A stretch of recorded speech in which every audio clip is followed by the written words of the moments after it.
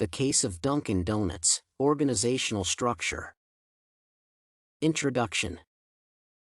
Devising a stable and efficient branch of any organization is an essential part of its further development.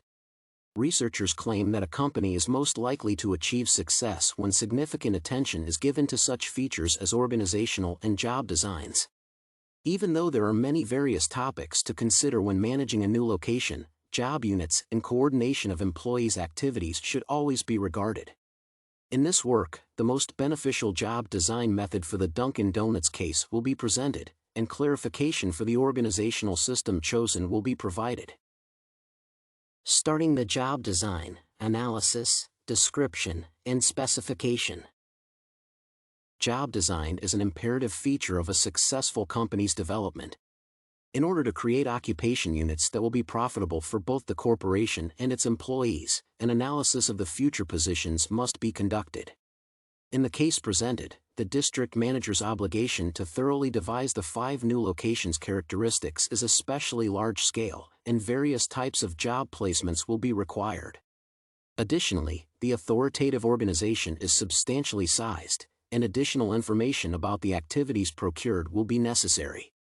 Furthermore, understanding the personnel's attributes is crucial for the job design, as the location structure and affluence will be positively influenced by them. A comprehensive analysis of new job placements is the first step in designing future occupations.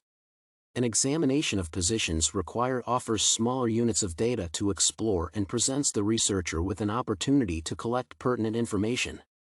For this example, a combination job analysis method, CJAM, would be highly appropriate.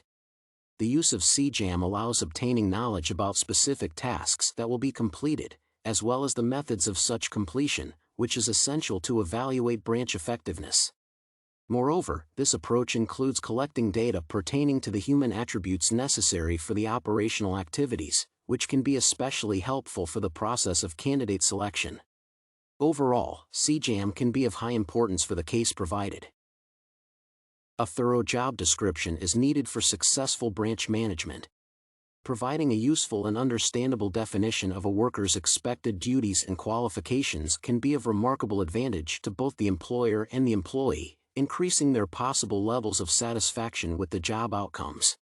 Thus, as a district manager, I would create a valid explanation for future positions, stating the job titles, summaries, and tasks that a potential employee will be responsible for. Additionally, any extra details beneficial to the understanding of the occupation would be included. However, it is vital to note that the description should vary based on the job presented, with more sophisticated tasks and details available for higher positions. The last stage of the job design process concerns the specification of the worker's requirements.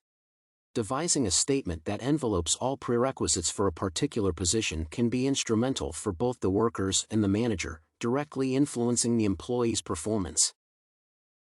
A detailed specification may include several factors, such as prior education, relevant experience, and personal characteristics. In my opinion, a prominent description for the example provided may vary depending on the job in question. For a customer service position, there may be more individual traits considered, while a managerial placement will require higher education and experience. Nevertheless, all of the statements should include information about the candidate's preferred knowledge, personal skills, educational degree, and motivation to work.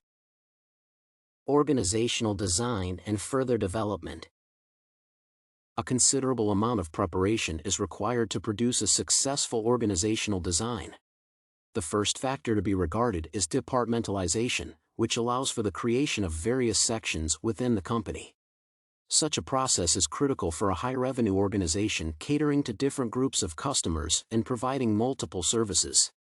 The Dunkin Donuts case presented is a pertinent candidate for geographic departmentalization, as the owner plans to construct 5 new stores in different areas. As for the organization structure, there are several points to consider. First of all, the branch's growth is of great importance, as it is directly linked to the phenomenon of centralization. At the very beginning of the store's development, the structure is likely to maintain a centralized pattern, with smaller numbers of employees.